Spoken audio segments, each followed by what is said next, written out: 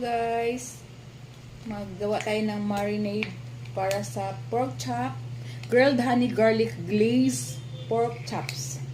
Yan, lagay tayo ng bawang. And then ilagay natin yung 1/4 olive oil. And then 1/4 cup soy sauce. At ilagay na rin natin yung 1/4 cup honey. So, ito yung natutunan ko guys doon sa pag-attend ko ng cooking lesson ng One World Daily. Yun, nag-attend ako. At ilagay na natin yung thyme, fresh thyme. At i-mix-mix lang natin. Kita nyo? Ayan na siya.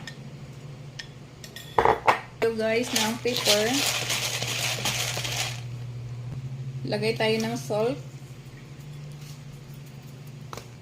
I-set aside na natin guys. Ito na nga pala yung aking ni-ready na